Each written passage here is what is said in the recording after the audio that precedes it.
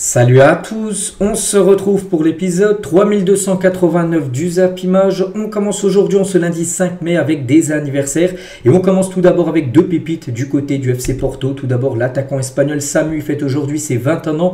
Et le jeune Rodrigo Mora que je parle de temps en temps, un très bon joueur. Tiens, il était auteur d'une passe D il y a quelques jours pour Samu, l'attaquant. Donc Rodrigo Mora fête aujourd'hui ses 18 ans, ce joueur qui pourrait quitter Porto l'été prochain. Justin Kluivert fête aujourd'hui ses 26 ans par exemple. L'attaquant mexicain Raúl Jiménez fête aujourd'hui ses 34 ans, l'attaquant de l'équipe de Fulham. Toujours en ce 5 mai, on n'oublie pas ce qui s'est passé. Donc c'était il y a 33 ans, jour pour jour, avait lieu la catastrophe de Furiani, causant la mort comme de 18 personnes et en blessant plus de 2357 autres personnes. Pensons en ce 5 mai pour les victimes et leurs familles. Donc c'était une demi-finale de Coupe de France entre Bastia et l'équipe de Marseille. Donc voilà, le match a commencé, tout ça, puis une tribune s'est effondrée, causant quand même beaucoup de pertes humaines. Donc depuis ce 5 mai 92, donc il n'y a plus de matchs qui se jouent en France le 5 mai, donc en Ligue 1, Ligue 2, tout ça. Il n'y a plus de match professionnel qui se joue ce 5 mai, ça a été décidé. Donc voilà, on n'oublie pas bien sûr ce qui s'est passé. Concernant l'issue du match, donc le match est arrêté, bien sûr, le match n'a pas été rejoué. Et dans l'autre demi-finale, ça avait été Monaco contre Cannes. Monaco s'était imposé et du coup qualifié pour la finale. Et du coup, voilà, la Coupe de France 92 il n'y avait pas de vainqueur parce que il n'y avait pas eu de finale. Donc voilà, on n'oublie pas bien sûr. Il y a 33 ans, jour pour jour. Et toujours tiens avec les jours pour jour. Et il y a 15 ans, jour pour jour. Et toujours tiens avec l'OM. Était sacré champion de France et mettait fin à une dizaine de 17 ans sans trophée. Voilà, bon, pour cette année, il n'y aura pas de nouveau trophée pour Marseille. On verra la saison prochaine. Et tiens, on continue avec Marseille maintenant.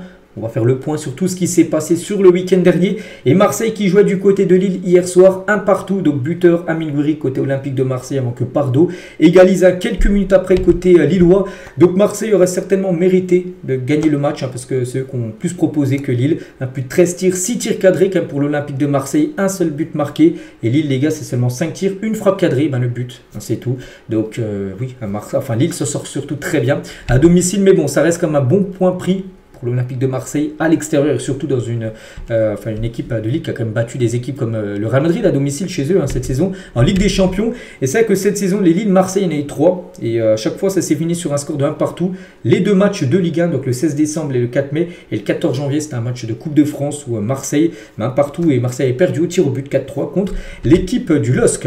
L'homme du match, c'est encore lui, Amine Gouiri. Il avait déjà été élu homme du match la semaine dernière avec son triplé dans un magnifique retourné acrobatique, souvenez-vous. Et hier, de nouveau, c'est lui, donc Amine Gouiri, buteur côté Olympique de Marseille. Et depuis son arrivée à l'OM, ses stats, c'est 12 matchs disputés, 8 buts et 3 passes D.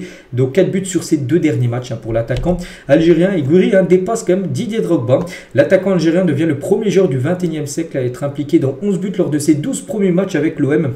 Devant Drogba, oui, 8 plus 3, ça fait 11. Donc décisif, 11 fois en 12 matchs. Il fait mieux que la légende Didier Drogba. On va parler du gardien Rulli parce que le but pris par l'Olympique de Marseille, c'est sur une relance très moyenne, catastrophique même de Rulli, parce que ça mène un but juste après, une de 2 sur 10 pour le gardien argentin. Et ce but aurait dû être annulé, le but de Lille. Pourquoi? Parce que voilà, lors de la remise en jeu sur un 6 mètres de Kondogbia, sur l'égalisation lilloise, donc Fernandez Pardo, celui qui a marqué côté Lille, avait un pied dans la surface. Le but aurait dû être annulé et le 6 mètres rejoué. Donc là, on peut voir, là, c'est relance au pied. Et regardez, le joueur de Lille dans la surface. Donc normalement, à 6 mètres, aucun joueur de l'équipe adverse doit être dans la surface. Donc là, la VAR aurait dû appeler l'arbitre pour dire que le 6 mètres aurait dû être rejoué et du coup le but aurait dû être annulé. Concernant donc Rulli, il a flopé une note de 2, Rabiot gros match note de 8 et Rabiot méritait 7 victoires. On a eu des occasions nettes, ils n'ont pas proposé grand chose en face. Maintenant on a notre destin entre nos mains et j'espère qu'on pourra célébrer la qualification LDC au Vélodrome. Il reste 2 matchs pour Marseille, un déplacement au Havre la semaine prochaine et après la réception de Rennes lors du dernier match de Ligue 1 pour cette équipe de Marseille qui est quand même bien partie pour se qualifier, ils sont 2e. Encore on va dire une victoire sur les 2 derniers matchs. Normalement la qualif sera acquise. Et les joueurs de l'OM auront le choix de partir ou non en Italie cette semaine parce que vous savez que Marseille, le groupe de l'OM depuis quelques semaines est du côté de Rome en Italie, mise au vert pour ces derniers matchs de la saison. Et là en gros les joueurs vont décider, il a dit, voilà, ils vont décider. Voilà. Si les joueurs veulent repartir en Italie, ils partiront. S'ils veulent rester à Marseille, mais ils resteront à Marseille, c'est les joueurs bien sûr qui décideront concernant leur futur. On continue avec un autre match, quelques heures avant le match entre Lille et Marseille. C'était entre Lyon et Lens et c'est Lens qui réalise une très bonne opération. Une victoire 2-1. Donc pour Lyon les gars, c'est pas du tout une bonne nouvelle. Donc voici les statistiques à 18 tirs, 4 tirs cadrés pour Lyon. Et Lens les gars, c'est 3 tirs cadrés et c'est 2 buts marqués. vraiment ultra efficace, hein, cette équipe de Lens. Et douché parce que hier c'était sous une pluie battante, hein, qui s'est joué, hein, ce match entre Lyon et Lens. Et voilà, l'équipe de Lyon douché. Et pour Walid Acharchour, hein, Lyon dit adieu à la Ligue des Champions ce week-end. Quant à louper un train, 2 trains, 3 trains, faut rentrer à la maison, ça ne suffira pas. C'est terminé pour Lyon, surtout que les autres équipes, ils ont tous pris des points. Hein, Strasbourg qui gagne contre le PSG, Monaco s'est imposé, donc Lille et Marseille ont chacun pris un point. Et Lyon, dans la lutte bien sûr pour les places LDC, eux prennent 0 points. Voilà, c'est une situation très compliquée pour Lyon, hein, qui risque encore de jouer pas de Champions League. Je vous montrerai le classement dans quelques instants. Donc Rennes Cherki note de 4, voilà pour le joueur de Lyon, et Matou Ryan, donc le gardien de Lens, une note de 7, hein, bien sûr, grosse partie de sa part. Hein. Et Miko Tadze, buteur, mais ça n'a pas suffi bien sûr. Mais Miko Tadze en 2025, en club et sélection, c'est 25 matchs, 14 buts et 11 passes D, donc 25 fois décisif en 25 matchs, hein, pour l'attaquant géorgien. L'équipe qui fait la très bonne opération du week-end, c'est Strasbourg qui joue contre le PSG. C'était samedi après-midi. Strasbourg s'est imposé de 1. Donc magnifique résultat bien sûr pour les Strasbourgeois. Donc le PSG un peu plus dominé, hein, avec 20 tirs, le double de tirs, même le double de tirs cadrés. Mais Strasbourg, les gars, c'est 2 tirs cadrés, c'est 2 buts, 0 arrêt de Safonov. Donc côté PSG, après c'est une équipe très remaniée, hein, vu qu'il y a le match de Ligue des Champions là, mercredi contre Arsenal, a énormément fait tourner Luis Enrique, et du coup ça fait l'opération, bien sûr, les belles affaires de Strasbourg qui tient sa belle opération. Et Strasbourg, hein, faut avouer que les gars, c'est quand même très fort. Sur les 18 derniers matchs, Strasbourg, c'est 13 victoires. Ils ont perdu seulement contre Rennes, ils ont fait un nul contre Marseille, un nul contre Nice, un nul contre Monaco, mais sinon que des victoires. Que des victoires pour Strasbourg. Et depuis le début d'année, hein, depuis le 1er janvier 2025, c'est l'équipe qui a pris le plus de points en Ligue 1, même devant le PSG. Ils ont pris 40 points, le PSG en a pris 38. Voilà, pour vous dire que c'est la meilleure équipe en France, enfin en Ligue 1, hein, en termes de points pris depuis le début d'année, cette équipe de Strasbourg. Et Strasbourg à la Méno, on sait que c'est toujours une équipe très compliquée à manœuvrer, hein. Donc ils ont gagné Marseille, ils ont gagné Lille, ils ont gagné Lyon, ils ont gagné le PSG, hein, ils ont fait tomber quasiment tous les gros à domicile, hein, cette équipe du Racing Club de Strasbourg. Luis Enrique, donc il est content de la performance de ses joueurs, et lui il pensait déjà Arsenal, parce que oui, après le PSG n'aurait pas perdu la semaine d'avant contre Nice, où vraiment ils auraient pu faire une série, une saison invaincue. Il aurait peut-être mis une équipe plus costaud, on va dire, pour ce match contre Strasbourg. Mais vu que le match avait été perdu contre Nice, et du coup le PSG ne pouvait pas faire une saison invaincue, il a énormément fait tourner. Et il pense surtout à Arsenal, bien sûr. Il a laissé beaucoup de joueurs cadres au repos pour préparer la demi-finale retour de LDC. Et Enrique, donc il aime cette équipe de Strasbourg, hein, donc c'est une équipe qui joue très bien au football. Elle ressemble au PSG dans certains aspects. C'est une équipe divertissante, une des surprises de la Ligue 1, c'est vrai. Et c'est une équipe qui peut jouer, et qu'on peut voir peut-être saison prochaine en Champions League. Et Lizarazu, donc sur les reproches fait au PSG de fausser la Ligue 1, parce que oui, le PSG qui est depuis son champion, voilà, donc il faut beaucoup tourner. Par exemple, ce match-là aurait été joué peut-être en tout début de saison, le PSG aurait des points à prendre en Ligue 1. Ils n'auraient pas dû mis la même équipe, bien sûr. Donc voilà, pour les autres équipes, bien sûr, ça passe pas. Pour les équipes comme Lille, comme Lyon, parce que voilà, du coup, Strasbourg prend des points contre Paris. Le PSG gère sa saison comme ils le veulent. Ils ont un match de Ligue des Champions à jouer, l'Inter à gérer, le Barça à gérer. Donc je pense qu'ils ont le droit de le faire. Bien sûr, le PSG aussi a le droit de faire tourner avant un match hyper important de Ligue des Champions. Et pour Walid Acharchour, donc le PSG fausse la course à l'Europe. Il a dit: ça me rappelle moi quand je bossais pas de l'année et que je me tapais des rattrapages quand mes collègues partent en vacances. Moi, ça me fait rire, il fallait faire le travail avant. Pour les autres équipes, donc le PSG fait ce qu'il veut. S'ils sont champions, ils ont le droit de faire tourner, bien sûr, avant un match hyper important de LDC dans quelques jours. Et c'est que le PSG actuellement en Ligue 1, ça avance pas. Deuxième défaite consécutive pour le PSG. Ils n'avaient pas perdu 31 matchs d'affilée en Ligue 1, enfin cette saison. Puis là, voilà, ils enchaînent 2 défaites. Bon, ils sont en roue libre, hein. Maintenant, c'est seulement focus sur la Ligue des Champions, bien sûr, pour l'équipe parisienne.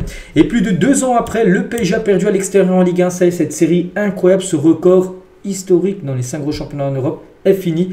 Donc le PSG n'avait plus perdu à l'extérieur en Ligue 1 depuis 39 matchs. Voilà, la série s'est arrêtée ce week-end à Strasbourg. La dernière défaite du PSG à l'extérieur en Ligue 1, c'était en février 2023, il y a plus de 2 ans et 3 mois. Voilà, c'est fou. Donc voilà, avec cette défaite, le PSG n'est plus invaincu, hein. Du côté de l'extérieur en Ligue 1. Les frères Doué s'affrontaient pour la première fois. Donc Désiré Doué avec Guela Doué, hein, son frère. Donc voilà, quelques photos bien sûr du duel entre les deux.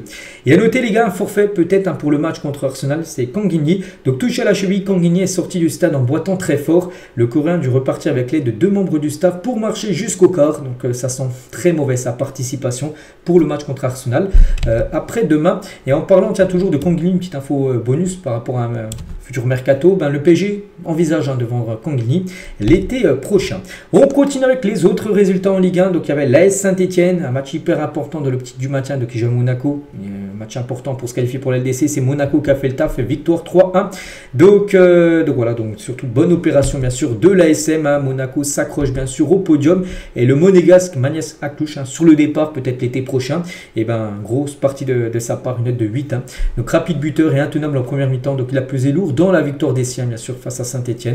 Donc voilà, grosse partie bien sûr du jeune Magnès Aklouche. À noter que Miga Pierret est sorti blessé et est rentré directement au vestiaire. Ça c'est un coup dur bien sûr pour Monaco dans les 2 derniers matchs de la saison. Il y avait également un derby entre Nantes et Angers. Je crois que les deux villes sont distancées de peut-être je sais pas une centaine de kilomètres. Bon bref, c'est Angers qui fait la très bonne opération en s'imposant 1-0. Donc parfait. Et côté Nantes, donc mauvais record pour le FC Nantes avec 51 buts encaissés en 32 matchs. Les Canaries n'avaient plus affiché une telle fragilité défensive depuis la saison 1969. Ça, ils ont pris énormément de buts cette saison. L'équipe du FC Nantes, ça fait la une, c'est un journal d'équipe aujourd'hui. Donc l'espoir et la peur. Donc l'espoir pour Angers, la peur bien sûr pour Nantes pour cette fin de saison, pour éviter bien sûr la descente en Ligue 2. La très bonne opération aussi dans l'optique du maintien, c'est le Havre qui s'est imposé 2-1 du côté de la Auxerre. Donc ça c'est une victoire hyper importante bien sûr pour le Havre avec un but de Sanganté à la 93e minute de jeu. Ils perdaient 1-0. Puis ils ont réussi à renverser le match et gagner le match. L'équipe du Havre, la victoire aussi de Toulouse 2-1 contre l'équipe du Stade Rennais. Et Habib Bey est cru avec ses joueurs après la défaite à Toulouse. Il a dit aujourd'hui, on va être clair, je vais être dur dans mes propos. J'aimerais que mes joueurs aient le même investissement que mon staff au quotidien et qu'ils aient la même peur qu'ils avaient quand on est arrivé. Ce n'est plus le cas. Aujourd'hui, chacun dans son petit confort. Et voilà, pour lui, ça passe pas. Voilà, cette défaite, bien sûr, de son équipe à Toulouse ce week-end.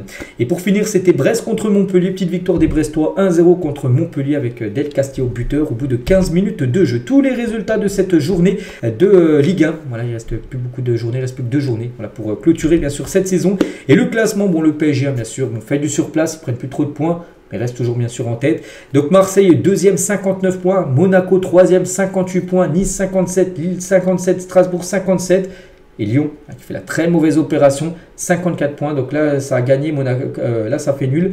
Là, ça a gagné. Nice, ça a gagné aussi. Lille, ça fait nul. Strasbourg, ça a gagné. Il y a juste Lyon, les gars, qui fait du surplace. 54 points, il y a déjà un petit creux. Puis il reste plus que 6 points à prendre pour chaque équipe. Voilà, pour Lyon, finir dans le top 4, viser la LDC, ça semble très très compliqué. Il va falloir que gagner des derniers matchs et qu'au-dessus, ça ne gagne pas.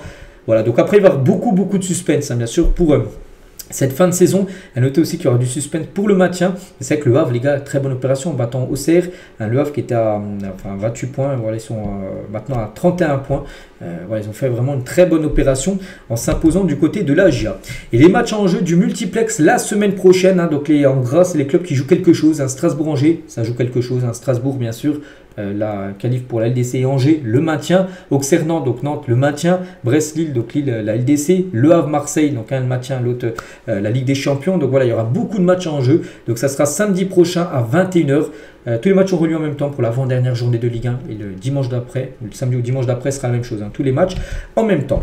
On quitte la France, direction l'Angleterre et on commence tout d'abord avec Liverpool, un sacré champion bien sûr d'Angleterre semaine précédente. Donc là il joue un match plus détendu vu que le titre est déjà acquis. Il joue à Chelsea, Chelsea s'est imposé 3-1, donc Chelsea c'est un match important dans l'optique de finir dans le top 5 et jouer la future LDC. Donc victoire 3-1 de Chelsea avec un but de Fernandez, un but contre son camp et un but de Cole Palmer sur pénalty. Un Palmer buteur, ça faisait longtemps qu'on n'avait pas vu.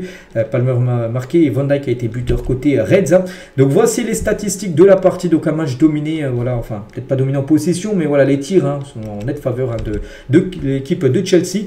Et l'équipe de Chelsea, avant le coup d'envoi, donc ils ont fait une aide d'honneur aux joueurs de Liverpool par rapport bien sûr ceux qui ont remporté la Première Ligue la semaine précédente. On va parler d'Enzo Fernandez, le capitaine de Chelsea. Donc il a atteint la barre des 20 buts et passes dès cette saison avec Chelsea. Donc buteur, celui qui a marqué le premier but au bout de 3 minutes de jeu, Enzo Fernandez.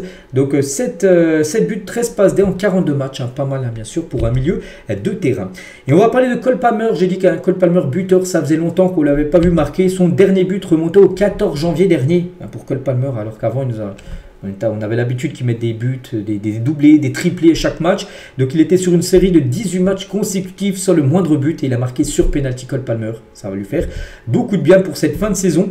Et à noter que Darwin Núñez, donc l'attaquant de Liverpool, encore des énormes ratés. comme ce gros raté où il est tout seul, hein. Voilà, il met une tête à côté des buts. C'est plus compliqué de la mettre à côté que au moins cadré. Il a tiré à côté Darwin Nunez qui devrait quitter Liverpool en fin de saison. On va parler d'Arsenal qui joue contre Bournemouth. Et Arsenal aussi, c'est un peu compliqué actuellement, hein. Défaite 2-1 des Gunners avant le déplacement à Paris. Donc ce sera après-demain. Ils n'ont pas trop fait tourner. Arsenal, ils ont quand même la grosse équipe voilà, avant de se déplacer à Paris. Donc Declan Rice était buteur, mais Hutchen et Van Nilsson ont marqué 2 buts à côté. Bournemouth, donc voici les statistiques de la partie. Et c'est qu'il y a les deux équipes qui vont s'affronter après-demain LDC. Donc Arsenal et Paris, les deux ont perdu 2-1 ce week-end. Notez que Paris a beaucoup fait tourner alors qu'Arsenal a joué quasiment avec son équipe qui sera certainement titulaire après-demain. Et à noter que Jurrien Timber est très incertain pour le match face au PSG. Il est sorti sur blessure hein, et Martin Odegaard suscite aussi l'inquiétude. Le Norvégien est aperçu en train de boiter face à Bournemouth. On ne sait pas s'ils seront dispo ou non pour le match contre le PSG mercredi soir. On continue avec Manchester United en roue libre total sur cette fin de saison de Première Ligue. Ils ont été battus 4-3 du côté de Brentford.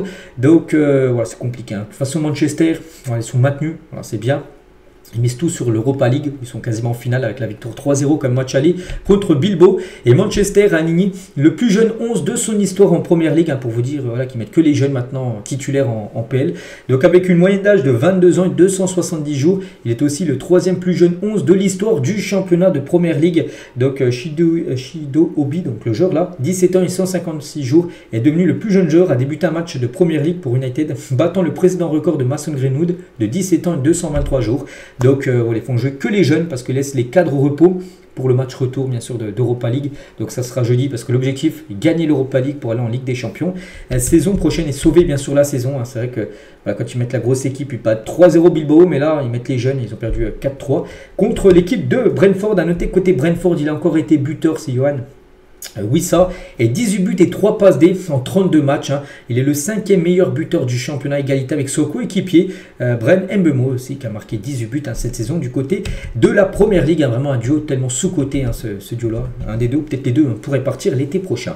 Aston Villa contre Fulham, c'est Aston Villa qui s'est imposé 1-0 grâce à Yuri Tielemans, hein, un buteur au bout de 12 minutes de jeu. Donc victoire importante pour Aston Villa. Match nul entre Brighton et Newcastle, un partout. Isaac a bien sûr été buteur à la 89e minute de jeu par les stats de la partie. Isaac, hein, c'est 40 matchs, toutes compétitions confondues, et son 27e but marqué ce week-end et 6 passes décisives hein, pour l'attaquant suédois. West Ham contre Tottenham, un partout. Donc Bowen et Odobert ont été les deux buteurs de la rencontre. Sinon tous les autres résultats, Leicester ça a posé 2-0 contre Southampton, à deux équipes déjà reléguées en Championship. Et ce soir il y aura Crystal Palace contre Nottingham Forest hein, pour clôturer cette journée. Le classement, donc Liverpool en tête, bien sûr un champion déjà Liverpool. Il reste plus que 3 matchs à jouer hein, pour toutes les équipes. Donc Arsenal 2e, Manchester City 3e et Newcastle 4e. Mais pas, c'est bien les 5 premiers qui se qualifient hein, pour jouer la future Ligue des Champions. Et Manchester United un 15e, mais sûr un maintenu. Parce qu'on connaît déjà les 3 qui descendent. Hein, c'est les 3 là, Ipswich, Leicester et Southampton. Et on va parler de la Championship. Hein. Parce que ce week-end, c'était la dernière journée. Et on connaît le champion. On savait déjà que Leeds, ils allaient monter. Mais ils sont champions. Et en plus, c'est une fin de match folle. Hein. Officiel, Leeds est sacré en Championship. Donc, à la différence de buts, ils ont fini avec le même nombre de points que Burnley. Ils n'étaient pas champions à la 90e minute de jeu. Hein, c'était Burnley. Et ils ont marqué au but de Solomon. Ce jour-là, il a marqué un but une minute plus tard à la 91e. Et du coup, victoire 2-1. Et du coup, Leeds s'impose et du coup Leeds est champion de Championship. Félicitations à eux. Donc 100 points comme Burnley. Regardez, hein, c'est une fin de saison fou. Hein, Leeds 100 points, Burnley 100 points. Et du coup, ça c'est joué. Regardez, les deux équipes restent sur 5 victoires d'affilée les derniers matchs. Donc ça a la différence de but en gros. Voilà que ça s'est départagé. Donc plus 65 pour Leeds, plus 53 pour Burnley. Et du coup, c'est Leeds hein, qui est champion. Et on peut voir les 3e, 4e, 5e, 6e. Et en gros, là, ça sera les playoffs. Voilà, parce que là, c'était la 46e et dernière journée. Il y a 46 matchs hein, quand même du côté de la Championship.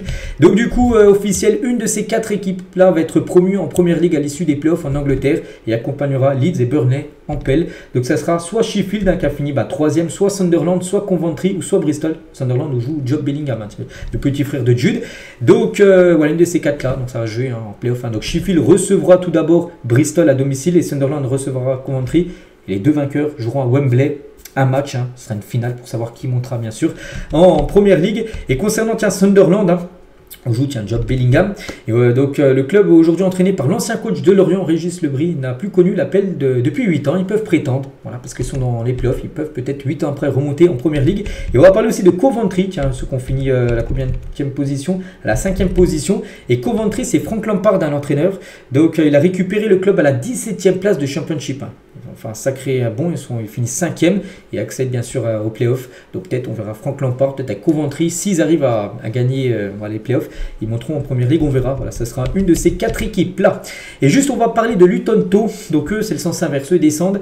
Et le problème, c'est qu'ils descendent une deuxième fois. Ils étaient en première ligue la saison dernière. Donc là, ils sont descendus en Championship et ils redescendent. Officiel, Luton Town est relégué en Ligue 1. Hein. Le club évoluait en première ligue la saison dernière. Voilà, 2 descentes pour Luton Town. Hein, c'est très compliqué, hein. Bien sûr, pour cette équipe anglaise. On quitte l'Angleterre, direction l'Espagne. On commence tout d'abord avec ce match. Hein. C'était le choc des extrêmes. C'était samedi soir. Le Real Valladolid, dernier, déjà relégué en 2e division officielle, contre le Barça, premier. Et c'est le Barça qui s'est fait peur, hein, parce que Valladolid menait 1-0 grâce à Sanchez en début de match. Il y avait 1-0 à la mi-temps pour Valladolid. Et après, le Barça passait la seconde en 2e mi-temps. Donc Rafinha et Lopez, en l'espace de 7 minutes, ils ont marqué 2 buts. Et du coup, ils ont renversé le match et gagné, bien sûr, cette rencontre à 6 jours du Classico dimanche prochain contre le Real. Donc voici les statistiques. Donc le Barça, rien à dire, mérite totalement cette victoire. Et c'est vrai qu'il a beaucoup fait tourner avant le match de Ligue des Champions de demain. Le Barça se déplace à Milan pour jouer contre l'Inter. Il a laissé beaucoup de cadres au repos. Donc Rafinha, on peut voir Poku Barsi, Lamine Yamal, Ferran Torres, normalement des titulaires. Ils ont tous commencé sur le banc. Donc Lamine Yamal, il est rentré tôt dans le match, parce qu'un jeune joueur s'est blessé du côté du Barça. Donc du coup, il a dû faire un remplaçant. Lamine est rentré en cours de jeu. Rafinha aussi est rentré en cours de jeu et il a été buteur. 52 matchs, toutes compétitions confondues, 31 buts et 23 passes D pour Rafinha, une saison exceptionnel bien sûr pour l'attaquant brésilien.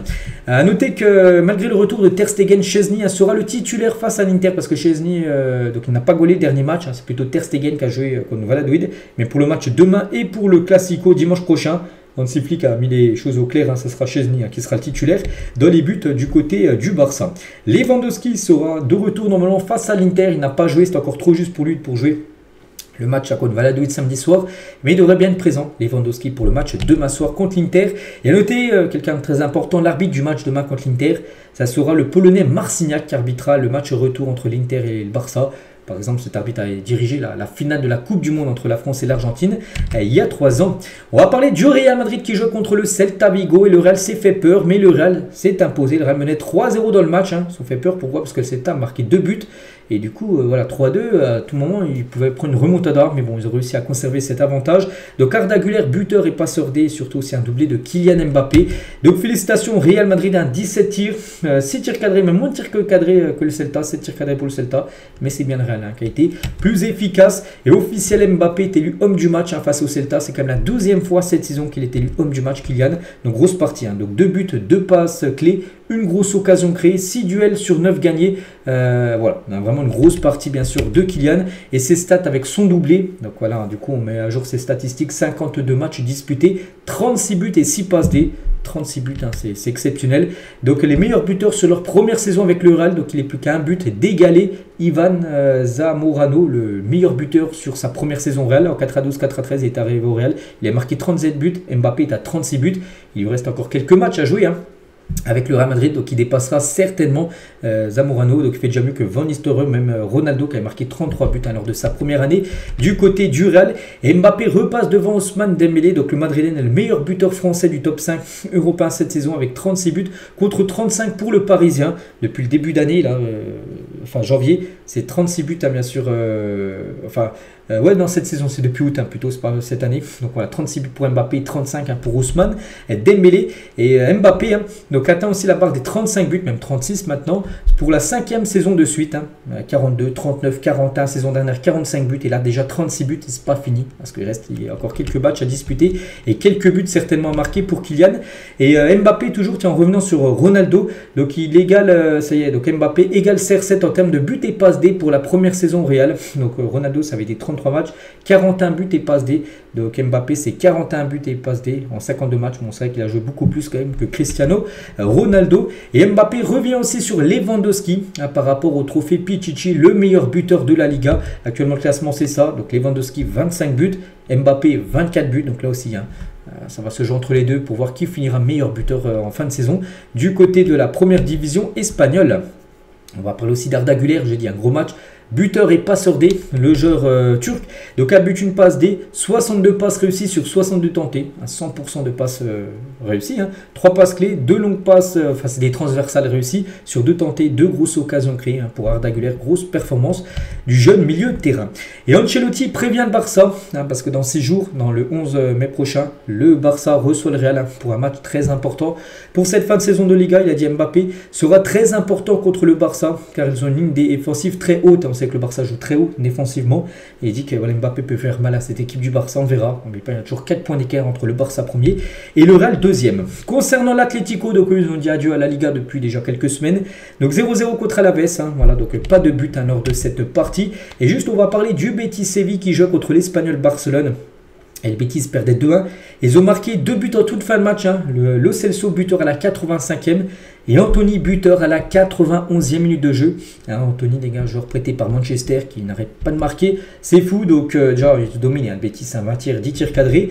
Et Anthony donc, compte 11 buts et passe D en 20 matchs avec le Real Betis. Donc il a marqué à la 91e minute de jeu. Et en plus, but de la victoire. C'est pas un but d'un 4 ou 5-1, non, c'est le but du 2-1, but de la victoire des 3 points. Pour le Betis, en plus un sublime but. Donc là, c'était jeudi soir contre la Fiorentina. Il a envoyé une grosse frappe en pleine lucarne. Et là, c'est ce week-end. Donc là aussi, il frappe en pleine lucarne. Enfin, lucarne opposée. Vraiment, ça va. On retrouve le Anthony Prime qu'on avait connu à l'époque du côté de l'Ajax. Les autres résultats du côté du championnat espagnol. On va juste parler d'un match Villarreal contre Osasuna. 4-2 pour Villarreal avec un gros Nicolas Pepe.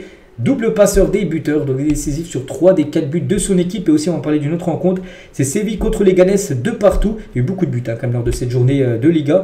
Et Séville-Leganés, donc 2 partout. Mais surtout, l'équipe de Leganés est bloquée à Séville en raison d'une panne de TGV. Ils ont passé toute la nuit dernière à l'aéroport. Enfin, plutôt la gare. Voilà, c'est plutôt la gare. Voilà, donc raison de la panne, des câbles ont été volés. Et du coup, ils n'ont pas pu prendre le train pour retourner chez eux. Et du coup le classement, donc le Barça toujours en tête devant le Real Madrid à 4 points d'écart. Il reste plus que 12 points donnés, il reste plus que 4 journées.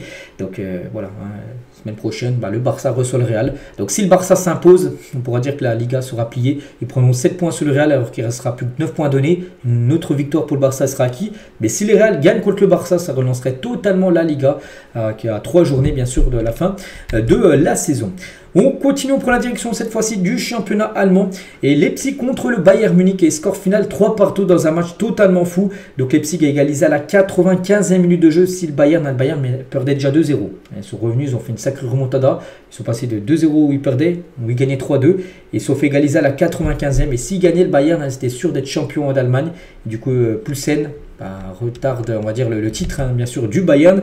Donc voici les statistiques de la partie. Et le titre attendra, parce qu'ils auraient pu fêter ce titre à la fin du match. Ça n'a pas été le cas, vu qu'ils ont été égalisés à la 95e à cette équipe du Bayern.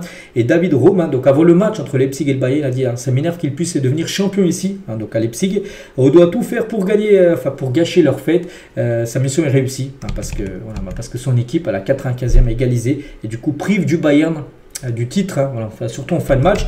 Mais bon, ça aurait pu le faire aussi si le Bayer Leverkusen ne gagnait pas. On va parler de Leverkusen juste après. Donc Harry Kane devra encore attendre. Il était suspendu, bien sûr, pour le match. Et du coup, Leverkusen hier jouait contre Fribourg, je crois. Ouais, ça doit être Fribourg. Oui, c'est ça. Donc 2 partout. Et ils perdaient 2-0. Ils ont égalisé grâce à Wirtz et Jonathan Tah à la 94e minute de jeu. Mais du coup, ils n'ont pas gagné Leverkusen. Et du coup, voilà, pour le Bayern, c'est fait. Ils auraient pu être champions s'ils auraient gagné le Bayern, mais du coup c'est grâce à Leverkusen qui n'ont pas gagné que le Bayern Munich est officiellement champion d'Allemagne pour la 34e fois. Donc depuis la saison 2012-2013, le club du Bayern a toujours remporté le championnat sauf la saison dernière. Regardez, donc la saison dernière ça avait été Leverkusen en 2024, mais sinon, voilà, jusqu'à Dortmund en 2012, c'est à chaque fois le Bayern qui gagne le championnat. Et de nouveau, ils arrivent à le gagner cette saison. 34e titre, c'est bien évidemment l'équipe la plus titrée de l'histoire du championnat allemand. Donc félicitations bien sûr au Bayern et félicitations à Harry Kane qui remporte enfin son premier trophée de sa carrière à 31 ans. Il n'avait pas remporté le moindre trophée collectif. Voilà, donc premier trophée pour lui. Il a fini souvent deuxième. Deuxième à l'Euro 2024, bien sûr, où il a perdu la finale contre l'Espagne. Deuxième de la Super Coupe d'Allemagne 2023, ils avaient perdu en finale contre Leipzig. L'Euro 2021 contre l'Italie, il avait perdu en finale. La Coupe de la Ligue anglaise 2021 avec Tottenham, il avait perdu la finale. La Ligue des Champions contre Liverpool en 2019 avec Tottenham, il avait perdu en finale. La Coupe de la Ligue anglaise, il avait perdu également avec Tottenham. Je ne sais plus c'était contre qui en face. Et cette fois-ci, c'est bon pour Harry Kane. Enfin, un trophée remporté pour lui. Cette Bundesliga 2025 où il était très important, bien évidemment. Donc, il était très content. Regardez sur son compte Instagram. Il a mis un petit trophée de la coupe hein, pour enfin dire voilà, qu'il a enfin gagné quelque chose. Et Harry Kane, Eric Dier, hein, aussi également ancien joueur Tottenham, vont pouvoir fêter leur premier titre parce que pour Eric Dier, c'est la même chose. 31 ans, tiens, pareil que Harry Kane. Et lui aussi, premier trophée remporté parce que lui aussi, les gars, qui joue avec Harry Kane à Tottenham, lui aussi, hein, a floppé aussi quelques fois lors des années précédentes. Et lui aussi, un premier trophée pour lui. N'oubliez pas qu'il devrait signer à Monaco libre hein, l'été prochain. L'inverse, hein, donc là on parle de joueurs qui ont remporté leur premier trophée, mais lui les gars, Kingsley Coman c'est totalement l'inverse. Lui les gars, il est juste incroyable son palmarès. Hein. Le Français remporte son 28e trophée à seulement 28 ans. Voilà, donc les Bundesliga, c'est le championnat le trophée qu'il a le plus remporté. Je sais pas, il y en a combien? Il y en a 4, 5, 6, 7, 8, 9 championnats remportés pour Kingsley Coman, hein, c'est fou. Des Super Coupes d'Allemagne, il en a remporté 6. Des Coupes d'Allemagne, il en a remporté 3. 2 Ligue 1 avec le PSG, 2 Serie A, c'est avec la Juve. Un trophée des champions, une Coupe d'Italie, une Super Coupe d'Italie, une Ligue des Champions. En plus, il est buteur en finale contre son ancien club, le PSG. Une Super Coupe d'Europe, une Coupe du Monde des clubs. Il a fini le jeu total, bien sûr. Kingsley Coman a un palmarès fou. Oui, pas Kingsley Coman, hein, devrait partir l'été prochain. Il aurait une préférence, serait de rejoindre le championnat saoudien pour signer un gros contrat, avant peut-être de prendre sa retraite. Hein. Musiala, donc lui à l'âge de 22 ans, c'est déjà son 5e titre de Bundesliga hein, pour Jamal Musiala. Donc félicitations bien sûr aux jeunes Allemands. On continue avec les autres résultats en Allemagne. Dortmund contre Wolfsburg, c'est Dortmund qui s'est imposé 4-0 grâce à un doublé d'Adeyemi, un doublé de Guirassy, l'attaquant guinéen. Encore grosse partie de sa part. Donc voici les statistiques de la partie. Et Guirassy, 43 matchs, 32 buts et 8 passes D, 40 fois décisif en 43 matchs. Des stats incroyables bien sûr hein, pour Guirassy qui confirme hein, que c'est un très grand buteur. Et Guirassy, il a invité le Snapchatter Nasdas à venir voir Dortmund-Wolfsburg hein, ce week-end. Donc il a offert un maillot à Nasdas et son ami à la fin de la partie. En plus, il était bon bien sûr avec son doublé. Les autres résultats, donc il y a eu pas mal de buts. Hein. Donc là, il y a eu un 2 partout. Il y a eu un 4-4 entre Gladbach et Hoffenheim. Donc là, il y a eu encore 4 buts marqués. Il y a aussi 4 buts. Donc voilà, il y a eu festival de buts hein, lors de cette journée en Allemagne. Et le classement, donc le Bayern Munich, ça il reste plus que 6 points à prendre. Et le Bayern a 8 points d'avance. Donc ils ne peuvent plus se faire revenir pour ça qu'ils sont champions. Donc le Bayern a fini en tête. Donc le Bayer Leverkusen finit sur deuxième. Ils ne peuvent plus rejoindre Bayern, mais ils ne peuvent plus se faire revenir par Francfort. Donc Francfort va certainement finir à la 3e position. Donc voilà, les 3 premiers sont quasiment, les places sont acquises. Et Dortmund, enfin sacré bon, hein, ils étaient 11e les gars il y a à peu près janvier-février. Ils sont 5e. Hein. Bon, il leur manque un point pour accrocher, parce que c'est seulement les 4 premiers hein, qui seront en Ligue des Champions saison prochaine. Donc ouais, ça se joue entre Fribourg, entre Dortmund, entre Leipzig aussi, voilà, qui peut viser bien évidemment eux aussi la LDC. Direction l'Italie, on commence avec les leaders. Donc Naples hein, qui joue à Lecce, il fallait s'imposer. Hein. Pour Naples, ils l'ont fait. Petite victoire, comme lors du dernier match, Scott McTominay avait été buteur. Donc là aussi victoire 1-0, mais ça suffit. Donc Raspadori a été le buteur à la 24e minute de jeu. Donc voilà, parfait, petite victoire, mais ça donne 3 nouveaux points. Donc un match très faible à regarder. Hein. Un tir cadré pour Lecce, 2 tirs cadrés pour Naples. Bon, c'est Naples qui fait la très bonne opération. L'Inter aussi, petite victoire 1-0 contre Hellas Vérone. Aslani a été l'unique buteur du match voilà, sur penalty à la 9e. Donc voilà, parfait bien sûr pour l'Inter. Là aussi, un peu de tir, 2 tirs cadrés pour l'Inter, une frappe cadrée seulement pour Hellas Vérone. Hein. Les 2 matchs que j'ai parlé, il y a eu seulement 6 tirs cadrés et 2 matchs cumulés en statistique. C'est fait quand même très peu de spectacle. L'Atalanta s'est imposé 4-0 à Monza. Donc là, c'est une victoire importante, bien sûr, pour l'Atalanta, qui est toujours 3e, bien sûr, de cette Serie A. Et selon les médias italiens, on a appris qu'un fan de Bergame, âgé de 26 ans, a été poignardé à mort lors d'une rixe entre des supporters de l'Atalanta Bergame et de l'Inter Milan. Pourtant, l'Atalanta jouait contre Monza, mais je sais pas, il y a eu... en gros, ils se sont retrouvés, je sais pas, des supporters de l'Atalanta et des supporters de l'Inter. Il y a quand même un supporter de l'Atalanta qui est mort, un coup de couteau, voilà ce qui s'est passé. C'est fou, hein, quand même, seulement pour du football. La Juventus, un partout du côté de Bologne avec un but de Khéphren Thuram. Magnifique but, hein, j'ai vu son but, j'ai pas vu le match, mais j'ai vu le but de Khéphren Thuram, une frappe très lointaine, mais bon, ils n'ont pas réussi à gagner le match. Les autres résultats.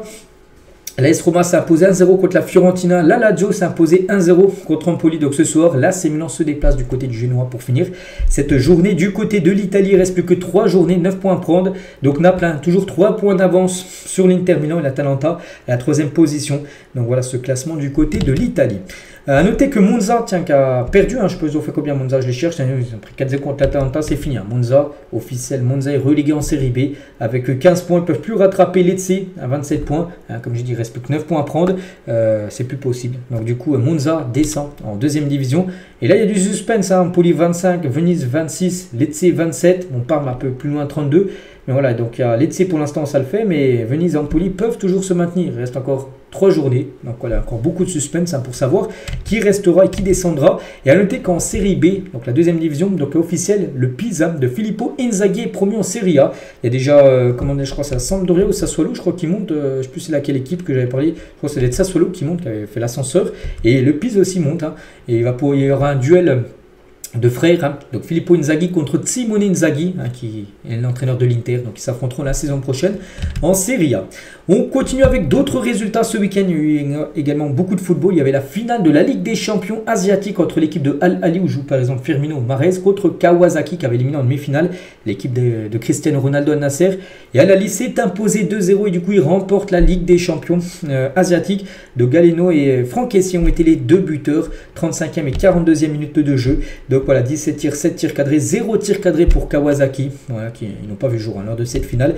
Et du coup Al Ahly remporte la Ligue des champions asiatique, donc félicitations à cette équipe.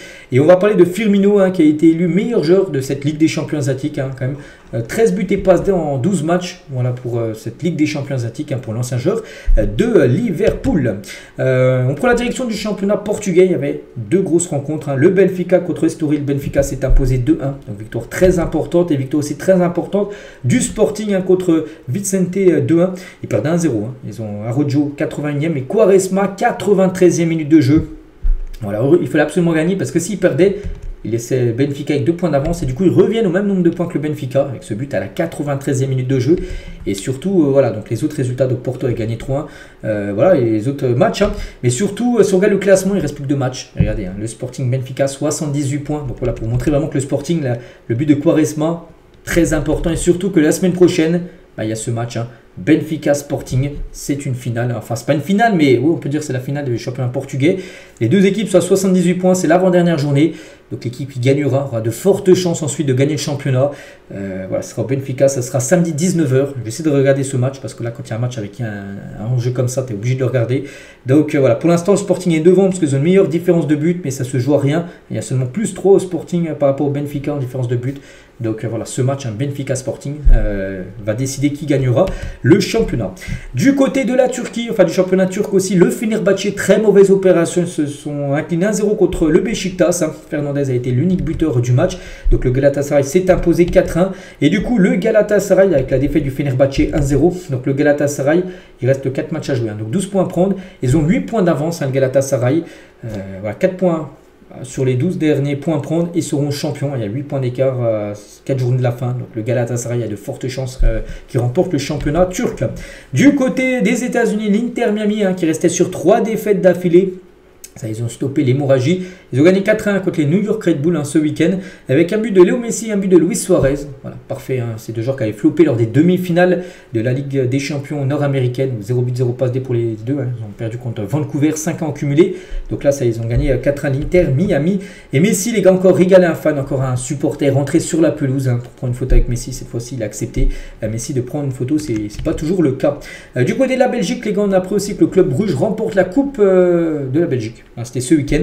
Le club a battu en finale Anderlecht sur le score de 2 buts à 1. Donc félicitations au club Bruges. Du côté des Pays-Bas, il y avait également pas mal de matchs avec la défaite de l'Ajax, mais ils avaient joué le 20 avril. C'est un match qui avait été avancé là, il y a déjà 2 semaines. Et surtout le PSV qui est juste derrière l'Ajax, ils ont gagné 4-1. Et regardez le classement, les gars. Il reste plus que 3 matchs, 34 journées en tout. L'Ajax 74 points, le PSV 70 points. Il y a 4 points d'écart. Il reste encore 9 points à prendre. Donc attention à l'Ajax qui avait au moins 10-12 points d'avance il y a quelques semaines. Maintenant, ils n'ont plus que 4 points d'avance sur le PSV. Bon, ils ont toujours une petite avance de 4 points d'avance, mais attention, il ne reste plus que 3 journées du côté du championnat néerlandais. Et on finit, les gars, avec la finale également de la Coupe de France féminine qui se jouait ce week-end entre le Paris Saint-Germain et le Paris FC. Et c'est le Paris FC, un week-end parfait pour eux. Donc les filles ont gagné la Coupe de France pour la première fois de leur histoire. Elles ont gagné les 0-0, tir au but, 5-4 pour le Paris FC. Et l'équipe homme monte à la saison prochaine en Liga. Donc un week-end historique, bien évidemment, pour le Paris FC. Donc voilà, les gars, ce qu'il y avait à dire, tout ce qu'il y avait à dire sur ce week-end. J'espère que ça vous a plu. On se retrouve dès demain. Et demain, on commencera à parler de la Ligue des Champions parce que c'est le retour des demi-finales, retour dès demain et après-demain, bien sûr, avec 2 grosses rencontres au programme. Bonne journée à vous et à demain.